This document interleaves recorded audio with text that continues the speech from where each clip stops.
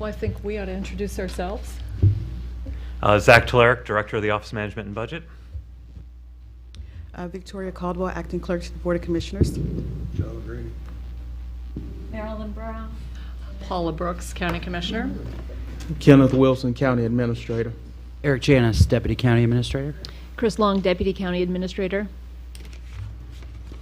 It's your turn. Chip Spending with Franklin County Children's Services. Alice Maddox, Children's Services. Jed Morrison with the Board of Developmental Disabilities. Susan Brown, Director of Child Support Enforcement Agency. Tony Carroll, Director of the Franklin County Office on Aging. Great. Wonderful.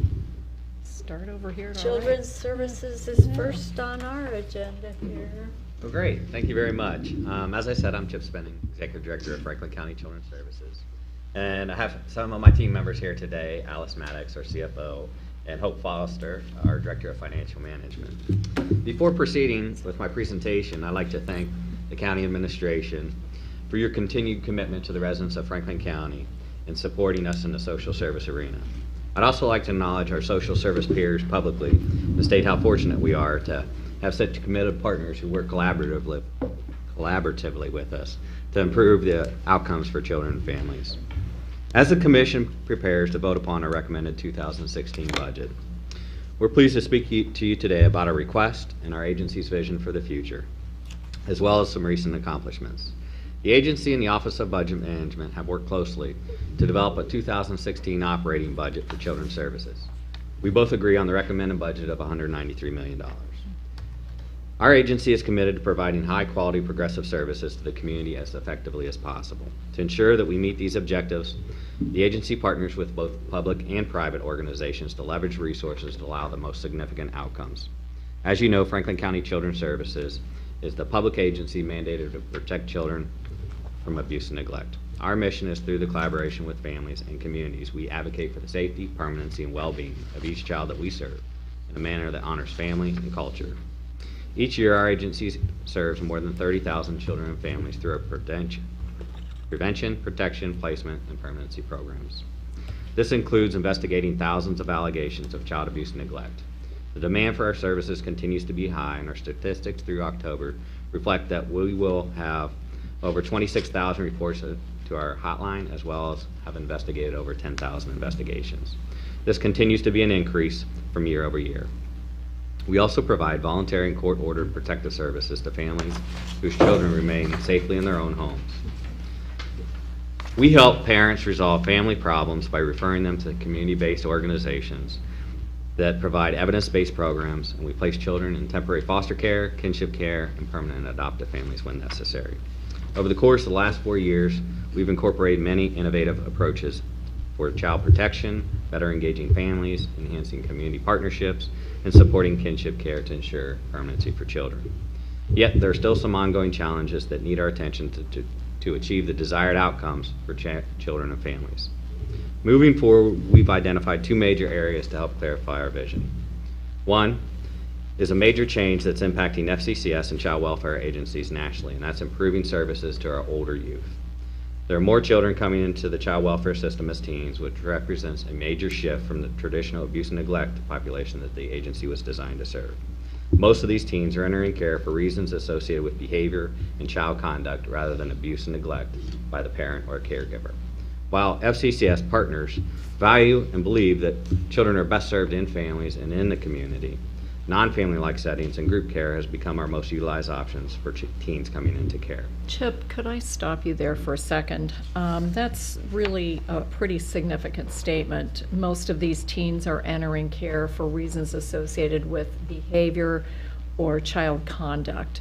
What are examples of that behavior and child conduct? Could be unruly behavior, delinquency behavior. Those are the primary reasons. Okay, those two things. Okay, thank you. The data is clear that children placed in group settings experience less stability and more disparaging outcomes than children placed in family-like settings. There has been an increase in this population. The reality is that our present service array was not designed to serve the needs of all these teens. We believe that there's a strategic focus that if we focus on these teens, we can improve outcomes for all youth. To help us move forward, we've been partnering with Annie Casey Foundation to help us determine ways in which we can integrate this focus area into our larger agency vision. Having completed a comprehensive assessment with the agency, we've identified 4 major areas in which we feel FCCS could further align our beliefs with our practices. Those include improving our use of kinship care, particularly our extended families, increasing the number of foster homes available for teens, expanding and improving the continuum of our quality of care and our service array for all youth that we serve, and developing a joint vision and practice to decrease the number of teens unexpectedly ordered into our care from the court. Through this process, we've been working with our court system, with community providers and partners to develop better options, resources, and customized plans to meet the needs of children, particularly our teens. Chip, are you seeing any additional adoptions for teens that are close to aging out but We do. need and want to be in a family setting, and families wanting to have that child get stability and have some permanence?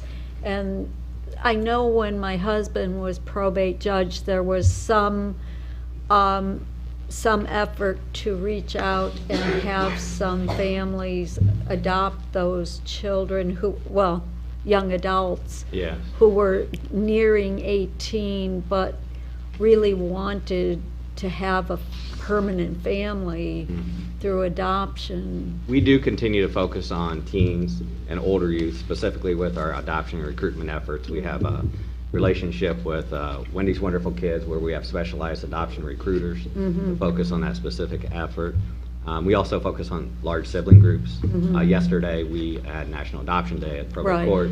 We completed 22 adoptions to Yeah. 6 families, so we had some really large sibling groups there. Yeah, because, you know, it's nice to have a mentor, it's nice to have all these other kind of relationships, but nothing takes the place of an adoption where you know you've got that stability if you don't have that from your birth family. And I think Commissioner Brown's question, though, was, is this increasing? Are we finding more adoptive homes, foster homes? Because the reality is we have found that the foster home and the kinship care really does work. I think, you know, I'm not asking about kinship or foster, I'm asking about adoptions. Yep. Well, I know, Sure. that's what I said. Yeah, You asked him whether or not adoptions had increased for Right. teen, and I don't think we got not an the answer. kinship. or- Specifically, Yeah. last year we completed 153 adoptions, which is about on pace for what we normally do, between 150 and So it 160. hasn't really increased. It has an increase, but a lot of the teens that we receive, we're receiving them when they're 16, 17, and 18. Mm-hmm. And so oftentimes we don't achieve permanent custody of those youth. So They can't be. Right. if we Yeah. receive them too late in the process, then we won't Okay. have time to go down that Yeah. road. But we're looking at, you know, working with our relatives and legal relatives. and So kinship. maybe we can now segue, because that was my understanding, that you really can't provide adoption at that age. So the kinship and foster care is nevertheless another option that we should be raising up, and I think that's what you said in your remarks. Yes. Right, thank you. Throughout this process, we'll be working with the courts and providers and other community partners to really customize specialized plans just to meet the needs of all youth. The second focus that we'll have in 2016 will be focusing on our workforce. Our goal is to develop a strong, stable workforce that has the capacity to spend time with families and provide quality supports and services and resources to the entire family unit. We call this getting back to the basics. Our vision is to increase the capacity that our staff has to be able to do their best possible work to achieve the best outcomes for youth and families. And all while being able to do this, we recognize that we have staff retention challenges in our caseworker ranks. Vacancies impact the quality and efficiency of our service delivery system to families and affect staff morale. In the last 5 years, we've seen a significant increase, actually a significant decreases in the tenure of our staff, with our supervisors working directly with our families. The significant number of caseworkers have less than 2 years' experience in caseworker experience. Is that going on all around the state in terms of our urban counties? Yes, it's consistent with us and nationally, and it was exemplified when we had so many folks leaving the PERS system. Right. And Caused a lot so of that problems. added Right. to, as we promoted people through our system. Yep. To address this issue, I've implemented a special task force to develop objectives and goals targeted at recruitment, worker support programs, and enhancing our orientation and training programs. Other steps include increasing mobility through the use of technology to allow our changing workforce more accessibility and flexibility in performing their job duties. We continue to focus and support on recognizing and dealing with secondary trauma. And these two parallel efforts of building a strong, sustainable workforce and improving our outcomes for our children, particularly our teens, will move us closer to the basics of good child welfare practice. We often say that Franklin County Children's Services can't do this work alone. To ensure Franklin County's children are safe requires the collective efforts of the entire community and all of our community systems, like school systems and mental health and just caring citizens throughout the community. Chip, stopping there for a second, I've been a Rotarian for quite a number of years, and Rotarians are very generous with both their treasure and their talents and their time. What if someone's watching this testimony, what can they do to get involved? Well, there's a number of different ways in which they can be involved, and at different levels based on the level of commitment that they like to make available for a child. They can, whether they just volunteer, they could give gifts, they could be a mentor, college-bound mentor. So who should they contact? They should contact our volunteers department at 614-275-2690. Okay, thank you. We also rely on partnerships to ensure the safety of our youngest, most vulnerable population. Disproportionately at risk for maltreatment are babies and toddlers, and they represent 25% of the children in FCCS custody. We'll soon be issuing contracts to provide early childhood mental health services in the community to children ages 0 through 6 and their families. This will involve clinicians working with caregivers and young children to address social, emotional, behavioral, and developmental needs of their children. How many children are we talking about there when you talk about the babies and toddlers comprising 25%? 400? 400 to 500. Per year? Okay. Yeah, 2,000, yeah. So in addition to that work, we're also continuing our ongoing Safe Sleep campaign, which educates parents and caregivers about safe sleep practices for babies. And we've recently partnered with the Columbus Public Health and Celebrate One to support their initiative. We also have another exciting collaboration in the works to develop a county-wide youth council. Joining us in that effort is United Way, Columbus Area Integrated Health, Franklin County Department of Job and Family Services, Franklin County ADAMAS Board, Franklin County NAMI Board, and Rise Sister Rise Network. It's an outcome of some conversations that we had last year with youth. And the Youth Council will create a voice so that Franklin County's youth will be able to provide opportunities of leadership, community engagement, and activism. And the target population will be high school students. It's going to be a great opportunity for them to be able to share their voice and have their concerns and get the attention of decision makers and feel empowered. Thank you for doing that. Yes, we really appreciate it. And will there be youth on the council? Yes, there will be 40 youth from all different areas of Franklin County. That's great. We also want all children, particularly those coming through our agency, to do well and be successful. The reality is that Children's Services is really only involved in their lives for a very short period of time. That's why we commonly rely upon community partners, families, and other adults to help ensure the safety, permanency, and well-being of our children. As we focus on older youth, we want to emphasize this, and this was mentioned earlier, that one caring individual can be a determining factor in a youth's success or failure. One significant person, it can be a caseworker, it can be a parent, it could be a community member, really anybody. And that's the common sentiment that we hear when we do talk to youth who are successful. We were recently fortunate enough to hire 3 former foster youth who emancipated from FCCS, but continue to be mentored by their caseworkers and other folks. Rayshawn, Rachel, and Renee, they didn't allow their past to dictate their future. Great. After graduating from college, they decided to make a positive difference in other young people who may have experienced the same challenges. This proves that every child needs to be connected to family and community in some way. There are opportunities for people to help. As we discussed earlier, you can contact us through our volunteers department, 275-2690. You can't say that enough. That's right. And as you can imagine, this is a very busy time of the year for us. You'll see we're going to be hearing a lot more about our annual Holiday Wish program, which fortunately we have the support of the community that provides us donated funds. We serve over 5,000 children each year. If you'd like to donate or sponsor in any way or just give us a gift, an unwrapped new gift, you could do that. You could contact us at 275-2525.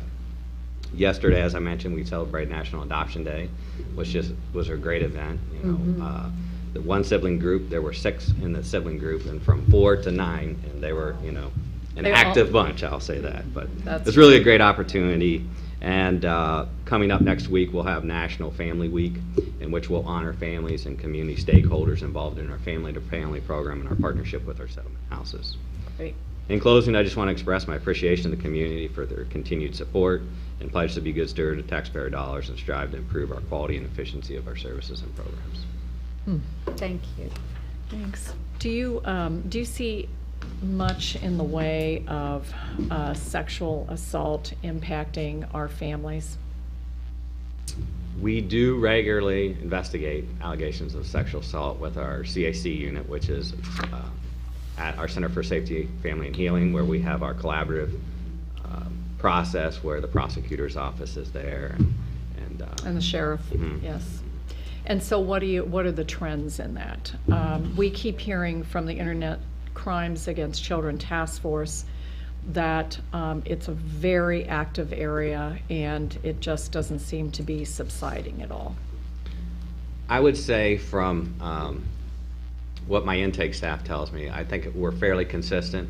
We haven't seen significant increases, but I do think it's slightly up. Slightly up, okay. Well, I hope you'll keep us in the loop on that as we make our resource allocation decisions. Thank you. Thank you. Good morning, Commissioners. Again, my name is Jed Morrison, Superintendent CEO of the Board of Developmental Disabilities. And thank you. I appreciate the opportunity to present this budget for 2016. And before I begin, I'd simply want to thank you and your staff for the example that you set as it relates to sound financial management here in the county and the guidance for your support of our services. In particular, Heidi Hallis and Zach Talarek have been very helpful as we have gone through this process. The guidance of Ken Wilson and the Deputy Directors is much appreciated as well, so thank you for that. I brought 2 individuals with me today to assist with questions. Joining me are Dot Yeager, who's our Chief Business Officer, and Jennifer Schoeneman, who is our Controller. And I would first say thank you for your previous support of our services to the children and adults of our community who have developmental disabilities. Our work to support these individuals and their families center around helping people to live and to learn and to work in our community. And we anticipate in 2016 service to over 19,000 individuals and their families. And I would say that we clearly touch every corner of this community, this very diverse community. Important to note that our board remains very focused on their commitment to stay off the ballot until the fall of 2017 or any time in 2018 when our six-year levy expires.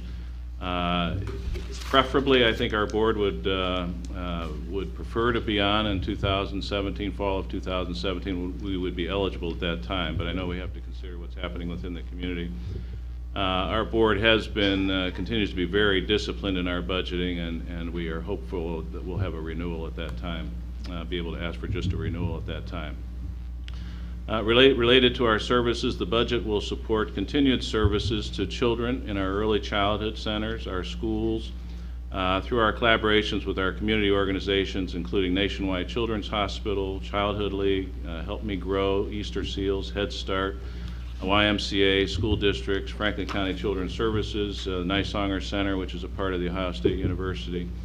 So we collaborate with quite a few different organizations. Our early childhood program serves kids who may be referred at birth up to the age of 6. In addition to providing direct support to kids, young children, we have a major focus on supporting the entire family by coaching parents in the child's natural environment, in their home in many cases. The school-age programs serve young children ranging in age from 6 up to 22, with emphasis on transition to adulthood for our older students at West Central School. I know that all of you have visited West Central School in the Franklinton area. We work with all of the districts here in Franklin County, all 16 school districts who refer students and who share in some of the costs that are not funded by the Ohio Department of Education. In addition to the classes at our West Central School, we also operate classes located in several schools within Reynoldsburg School District, Southwestern School District, and next month, as it relates to our school population, we have shifted one of our schools, which was called Northeast School, to Northeast Center in Gahanna to serve adults who are currently being served at the Hague Avenue building that we will eventually turn over to the commissioners. We're also very proud of our partnership with Lifetown, which provides children with real-life training in sort of a simulated town setting. So That's very unique, isn't it? it is very unique. Yeah, and there's a nice story in the paper about that fairly recently, and it's a unique program. He does. Yeah, it's very His wife does such a nice job. good there. program, Really. and we're happy to support it. Well, we are very happy that you are supporting it. It fills a tremendous need in our community to get kids ready for the world Yeah. that they'll engage in. Yeah, So, it's thank good. you. We have actually partnered with Adam H. is also helping with that, and Great. we feel very good about it. Appreciate that. Good. Speaking of adult services, as we focus on these transitions for our school-age kids, this budget also supports a number of adult initiatives. In addition to our ARC Industries employment programs and workshops and living skills centers, and the senior program and special adult programs operated by Goodwill Columbus, we continue to place significant emphasis on employment. Across the country and here in Franklin County, there's an initiative called Employment First, which is a very major focus. The concept is for adults, particularly young adults, coming out of schools to consider employment before considering other options such as workshops. So our board continues to value the importance of providing a lot of options, recognizing that there are a lot of different people with different needs. And we support choice for those individuals, and again, continued emphasis on employment in the community for those who can work. And I know there's so many parents that appreciate that extra effort that you're giving to that. It has, I think it's a very important focus. To be honest, we have been placing emphasis on that for many years. Since the 80s, we started what we called a placement department way back then, and so we've been very happy to see at the state and at the federal level there's continued emphasis there, and it's kind of helping us along. And even new emphasis, yeah. New yeah. and better emphasis, which Kind is of there great. already. Right, so we're Thanks, Jeff. pleased with that. Another initiative related to adults is a collaboration we have with the probate court and Adam H. related to indigent guardianships. The Public Guardianship Board, Services Board has been established and is now operational. Frank New, who some of you may recall, is our board's appointment to that board. And frankly, we are very proud of this partnership with Adam H. and the probate court, and appreciate the commissioner's support. I know that you all have been very supportive of this. Very unique. It's a kind of a one-of-a-kind collaboration in Ohio, and I think that's causing a lot of people to look at that, and this is a great model, I think, that might be replicated in other areas of the state. Right. Special services, in addition to the direct support we provide for kids and adults, this budget supports a variety of special services, including therapies, Medicaid waivers for families and individuals, support for people in their living situations, what we call service coordination or case management, transportation. And I am proud of the fact that we've been very successful in securing additional federal Medicaid funding for individuals, which has basically allowed us to stretch our local levy dollars by drawing down the federal money. We do anticipate some changes as we navigate through some new rules at the state level and at CMS, the Centers for Medicare and Medicaid Services. Topics such as conflict-free case management, more integrated services, employment services, as we talked, residential services are all being discussed with rule changes. And as much of this does relate to the Ohio Department of Developmental Disabilities, we're pleased to say that we have a very good relationship there. We have a 5-year accreditation, which is the highest accreditation you can get from the state. So we're pleased about that. This conflict-free case management rule at the federal level will require us to transition some of our adult services operations to private partnerships over the next several years. So we're looking forward to working on that. Continue to partner with an organization called Creative Housing. It's an organization that our board established in the early 90s to provide housing for individuals who have developmental disabilities. Creative Housing does awesome work, I think, has over 400 accessible units, including single-family houses, apartments, multifamily units. In addition, we support a private apartment rent subsidy program for individuals, which has been very helpful for several hundred. And generally, the people in these residences are supported by what are called Medicaid waivers, which again allow us to draw down federal funds to provide support for people in their home.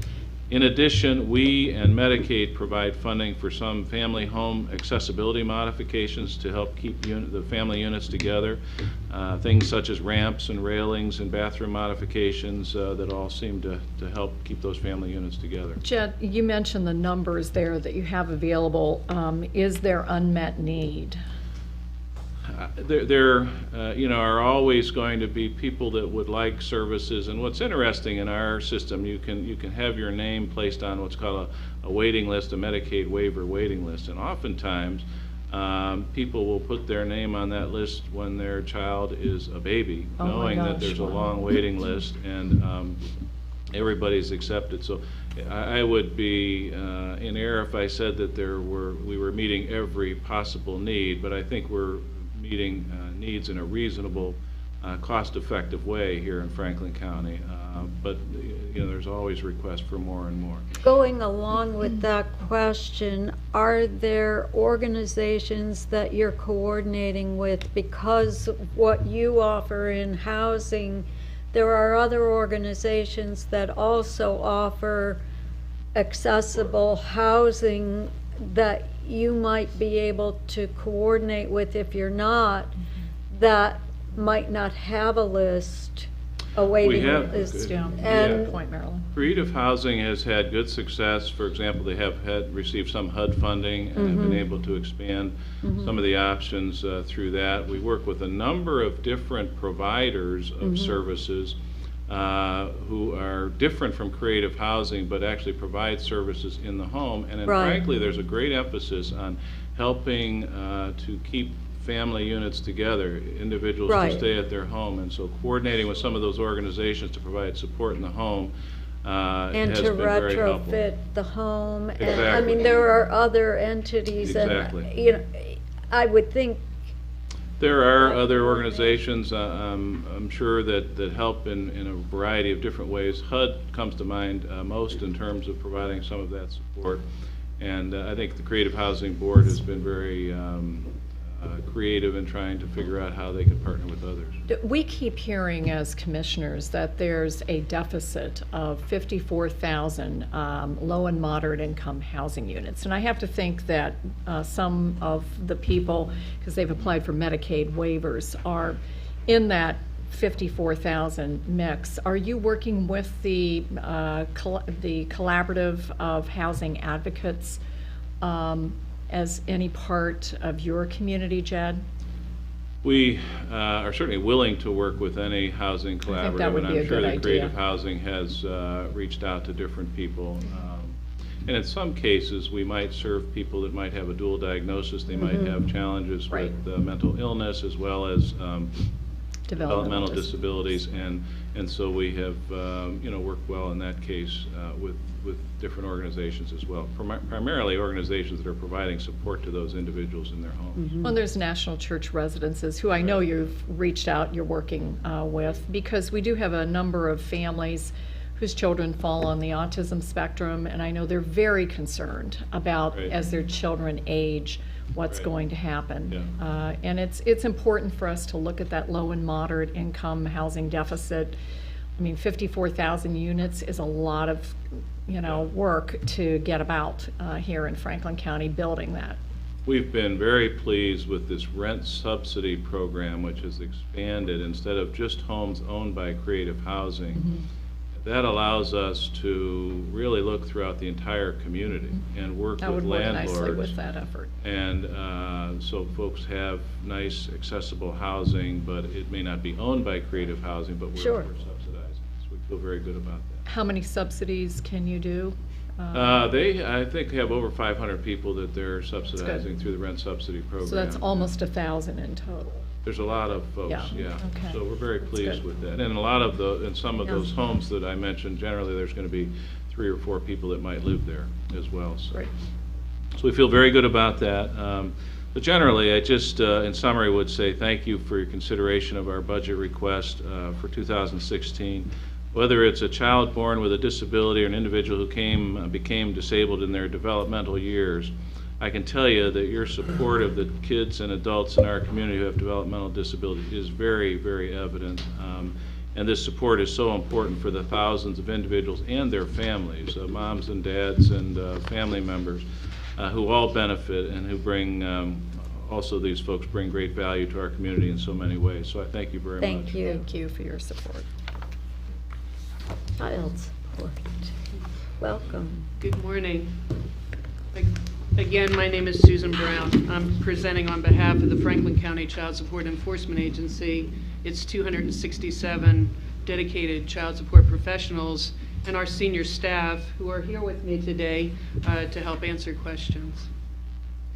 The core mission of the Child Support Enforcement Agency is to provide for the establishment and enforcement of child support orders, to ensure that Franklin County families can remain financially self-sufficient, and to reduce family reliance on other public programs. One of our most often cited program attributes is that 1 in 3 children in Ohio are served by the child support program, and we touch more children than any other public program except for public education.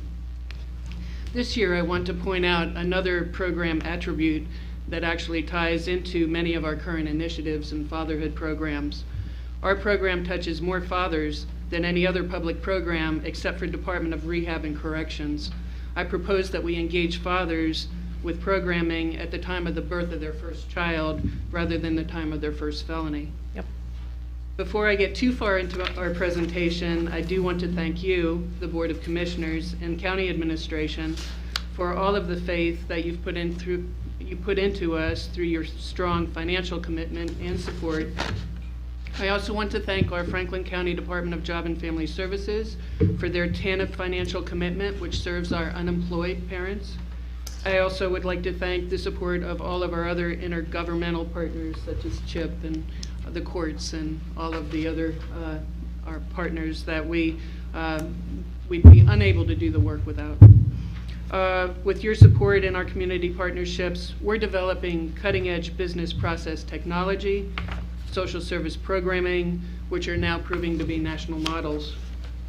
Our vision includes a new targeted case management approach aimed at addressing the scarcity of resources for low-income families. In the words of our federal commissioner, Vicki Turetsky, before you can do right by a child, you have to do right by their parents. Our program is constantly challenged to find the right balance between our enforcement efforts and social services to address the diverse needs of our complex families and to find the right strategies to address those needs. At this time, the CSEA management team and I are proud to present the 2015 accomplishments and a few of our initiatives for 2016. The agency's establishment and administrative hearing department are at the front end of the life of a child support order. They're responsible for establishing legal fatherhood and establishing the initial support order. What these departments do and how they interact with our clients have a direct impact on the ongoing relationship we have with our clients for years to come. Performance-wise, this year we've established 1,571 paternities or legal fatherhood, and 2,939 support orders are forecasted to be established before year end. We are also currently ranked first among the large metros in paternity establishment and second in support establishment. A highlight of our establishment department is the development of an early intervention pilot initiative created by one of our own establishment support officers, supervisor, Val Dillon and her team of 7,100.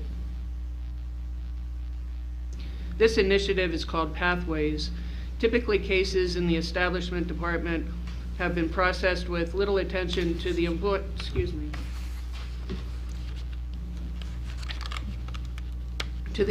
status of the parents. Their vision is to provide an in-depth assessment of needs and an individual family plan outlining connections to education, skills training, employment services from our community partners.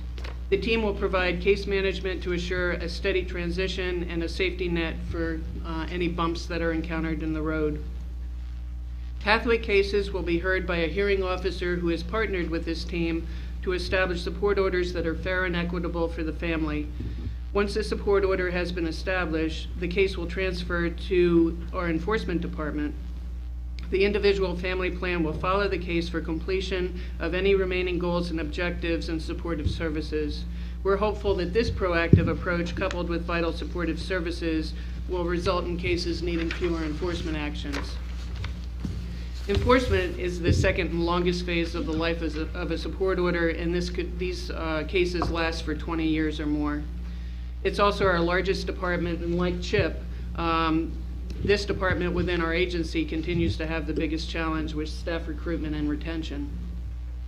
Performance-wise, for 2015, the agency is forecasting to collect $169.4 million in child support payments. However, this is a $3 million decrease over last year, but it can be accounted for because in looking at our historical analysis, it appears that this is a result of lower overall wage earnings and subsequently lower overall support orders. Our percentage of collections is actually higher than last year. We continue to be ranked first among the metros in collection on past due support, and we're gaining in current support as well. Great. The slide being displayed shows that the agency has increased in all of its federal and state measured performance categories over last year. So highlights of the Enforcement Department initiatives are first and foremost the COMPASS program. And this program is an enforcement and litigation department initiative. It's now in its second year. It diverts parents who may be sentenced to jail time for non-payment of support to job service partners such as Goodwill, Godman Guild, Jewish Family Services. They're able to assist our parents with obtaining skills, education, and employment. These services are paid through an allocation of TANF funding that I mentioned earlier from Job and Family Services. The goal of this initiative is to bring parents into compliance with their child support obligations without the necessity of enforcing jail time. This alternative to incarceration saves taxpayers the cost of incarcerating parents at a rate of $71 per day per client. This program also involves a strong partnership between the CSEA and the Domestic Relations Court. Juvenile Judge Terry Jameson, our outreach program coordinator, individuals from our enforcement department, and 5 attorneys from our litigation department all participate in these monthly events. Since this program's inception, there's been 402 hearings through October of this year. Other community service providers such as JFS, Columbus Urban League, Legal Aid, Action for Children are all present at the time of these hearings and providing our parents services. We're also now partnering with Franklin County Department of Economic Development and Planning to connect our clients to good paying jobs at local businesses and to provide them with training opportunities through PeopleWorks. Franklin County's new employee training grant is designed to assist Franklin County employers that hire clients of Franklin County social service agencies, Job and Family Services, Child Support, and others to train these new hires in the job skills they need to succeed. The agency also, along with Cuyahoga County and the Office of Child Support, was awarded a 5-year, $1.2 million grant to implement the UPS-BICS grant, or Understanding Perspectives, Behavioral Interventions in Child Support. This demonstration grant explores ways we can make the administrative adjustment and review process more user-friendly so that clients won't be as deterred from initiating and following through on the completion of right-sizing their order. And will we have progress reports on that along the way? Yes, Great. yes. Our partners, we do that in collaboration with our partner MDRC, which is a social research firm that is actually our technical assistance team and evaluators. So when will we kind of have those first? The Significant big grant, results. we're just now designing the interventions. So it probably won't be until the End of 16? That's right. Okay, Thank you. thanks. So the litigation, so yes, we'll be testing those interventions within the next few months. Our litigation department supports both establishment and the enforcement departments. A case moves through to the judicial process through our litigation department if at any point the administrative process fails. This slide shows the volumes of hearings that that department handles. One of the most notable initiatives within this department is the long-standing Agreed Entry Wednesday program, and it kind of coincides with a conversation that I had with Commissioner O'Grady just before before we started. This program helps to reduce the accumulation of debt owed by parents. Upon their agreements, parents can come into the agency and waive money that's owed to the other parent. So as of October 31st, 2015, litigation completed 441 agreed entries and waived over $3 million in child support arrearages. For our disbursements department, I'll give a quick update on the progress of our initiative to accept credit card payments. So far this year, we've collected $266,908, about $30,000 more than last year. Also of note, we've collected $225,105 in casino and racino winnings. That's an interesting. Increase, yes, an increase New of a pot of money.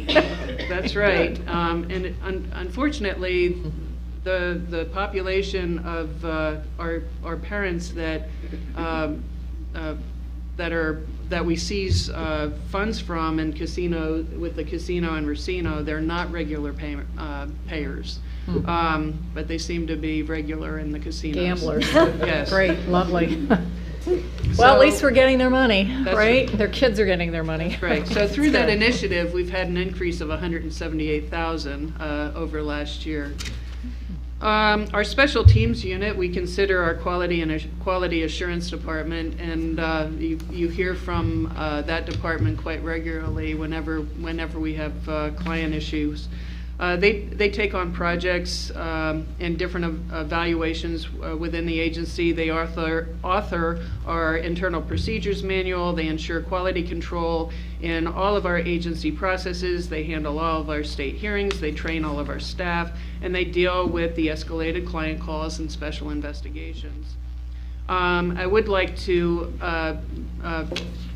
pay particular or give a special acknowledgement to David Kowaleski, our Management Analyst 2, as he's played a key lead role in the design and implementation of our agency document imaging system and on-base electronic business process management system. So with David's acknowledgement, that takes us to our Administrative Services and IT Department. And I'm very proud to say that on May 4th, 2015, the agency underwent the largest IT transition since their move to a statewide tracking system since June of 2000.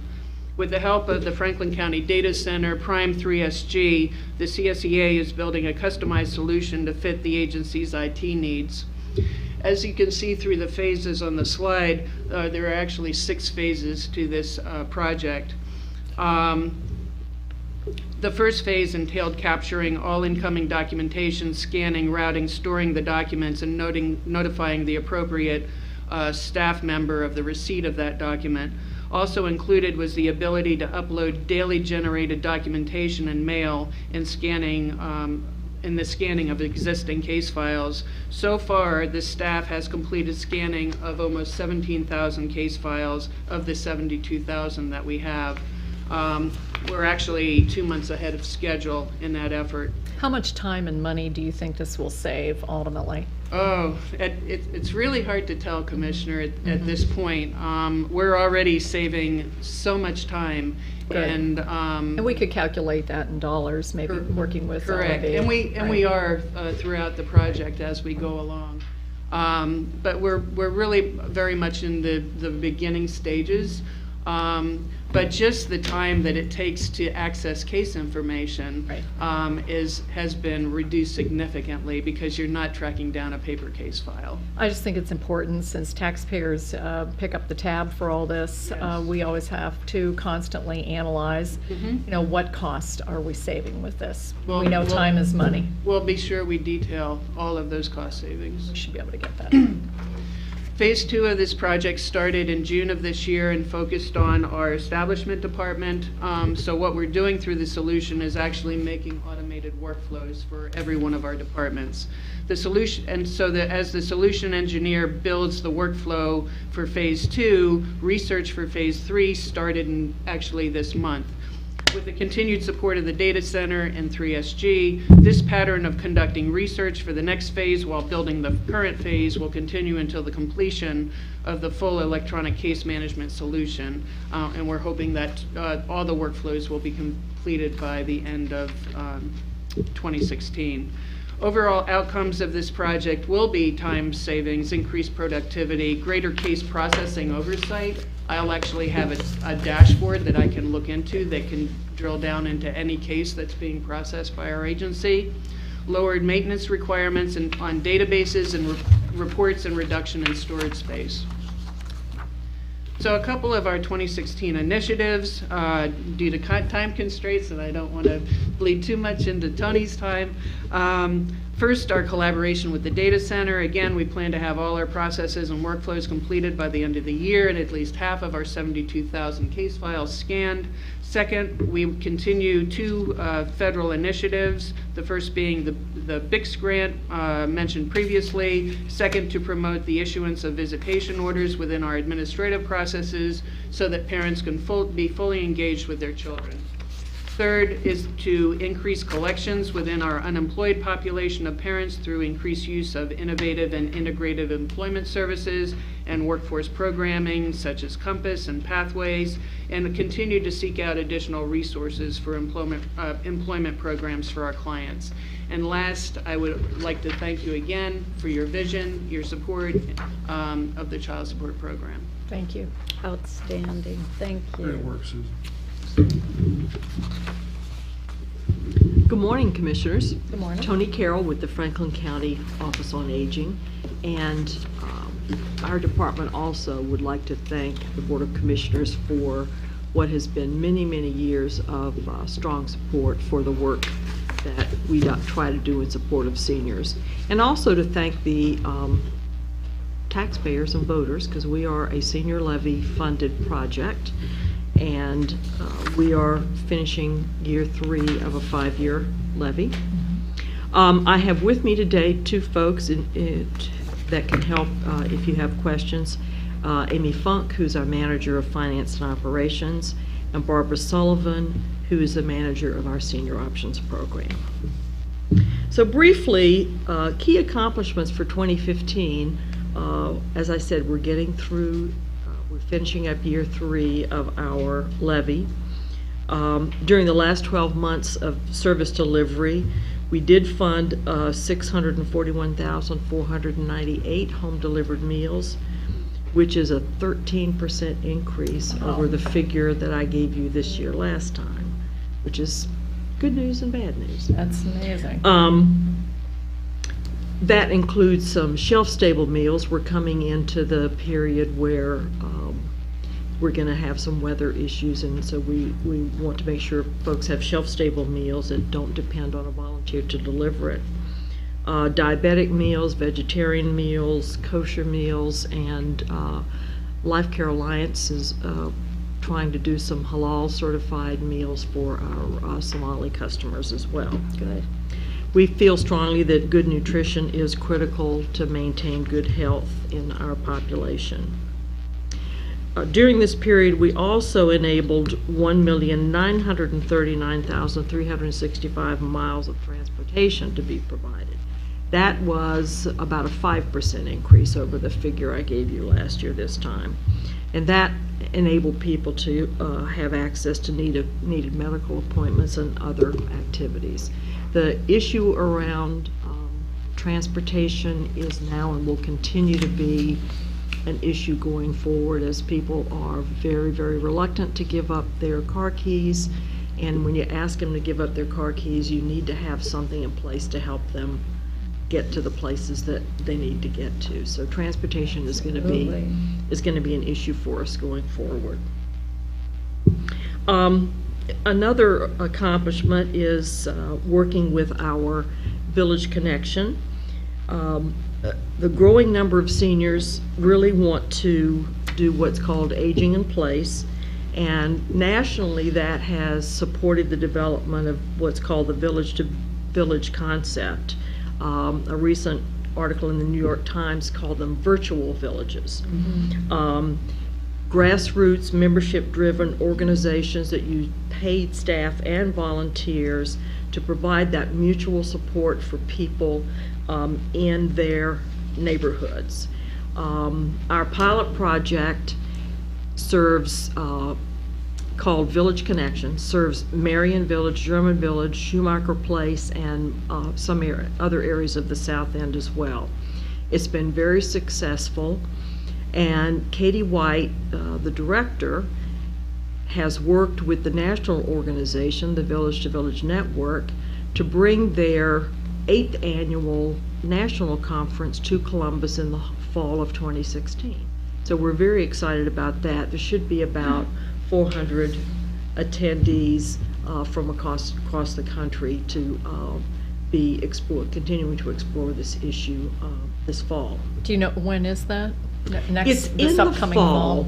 I think it's September, October, around in there. Right. Our local Village Connections program has also taken the lead to work with the community to try and seek a designation of Columbus as an age-friendly city. I am also wanting it to be larger than just Columbus, and I want to think about our county and our region as being age-friendly. The World Health Organization provides these designations, and currently there are no cities in Ohio that have it, but both Cleveland and Columbus are going after it this year.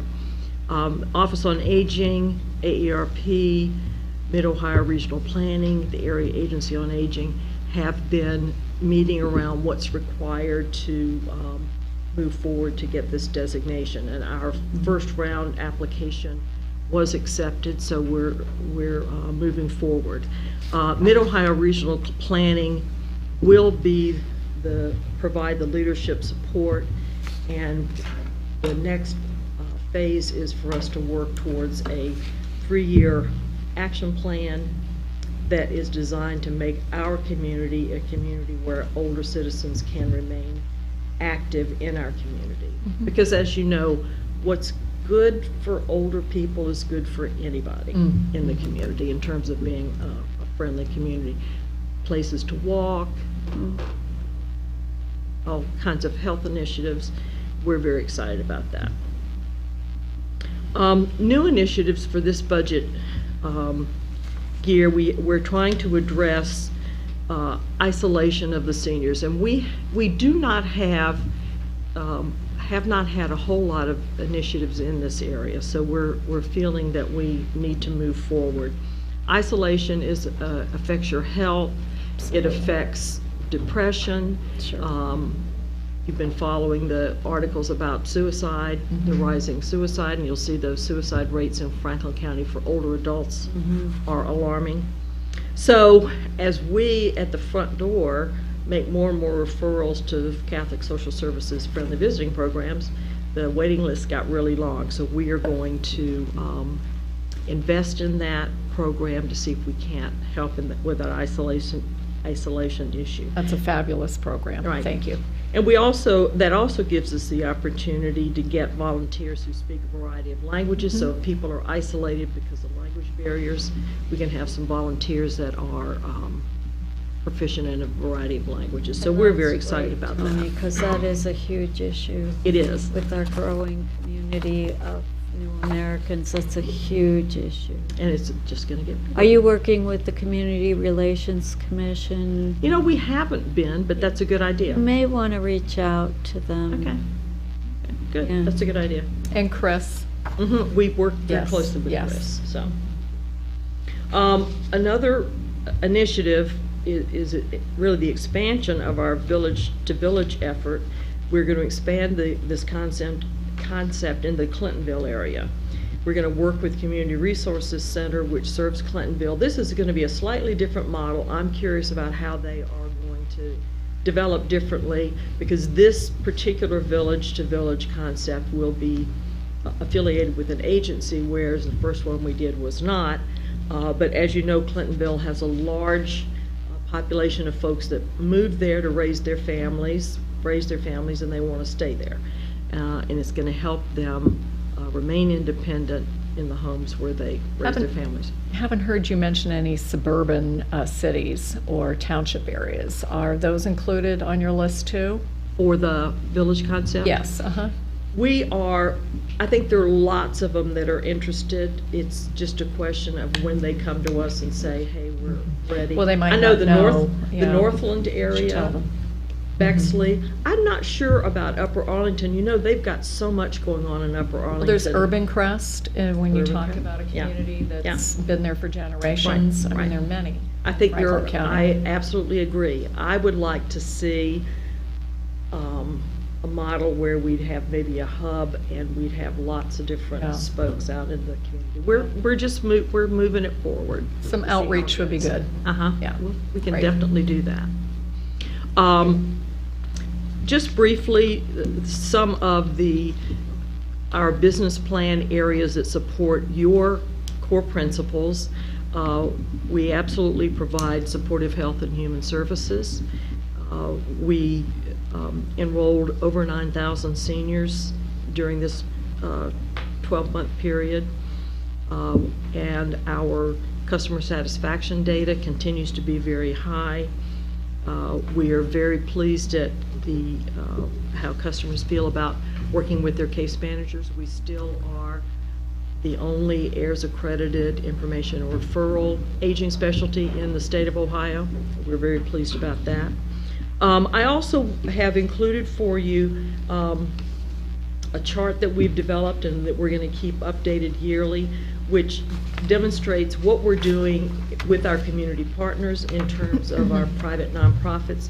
It will show you the areas of investment and what are the agencies that we've been working with and how many folks were served. That's a breathtaking list of I community know, partnerships. it is. Wow. It's And great. as soon as we get the data from the completion of 2015, we'll update this and we'll get you the updated one. Great. Thank you for doing this. We continue to have a good partnership with Job and Family Services to administer adult protective services where we investigate abuse, neglect, and exploitation. And that does provide community safety, security, and effective justice, which is one of your core principles. And then efficient, responsive, and fiscally sustainable government. We continue to work with Veteran Service Commission, and it keeps them from duplicating effort and works very effectively. Challenges for 2016, manage enrollment, which is higher than expected in 2015 and probably will be higher than expected in 2016. We probably will have to be more aggressive in managing what will be a larger waiting list this year than we've had in previous years, but we know how to do that, so we'll do it. And we're still, another challenge will be still trying to respond to changes at the state level in administration of adult protective services. So we're going to be working, I'm going to be working with CCAO and the Directors Association around some issues that are important to us. But again, we're at the end of year 3. I expect we will be back on the ballot in 2017 as well. Jed and I talked a little bit ahead of time. We've been on the ballot before together and everybody's done well. So, but this levy will expire at the end of 2017. Okay. If there is a primary in 17, that would be nice. We might do that, but otherwise would be the fall of 17. Very Thanks so good. much for Thank everything you do. It's great. Great presentations. Thank you. Great work you guys are doing for the community. All of you. Really appreciate it. You're really where it all, the buck stops. Thanks. Thank you. Thank you. We don't really need a break except to regroup. And why don't we just, Get going. yeah, why don't we just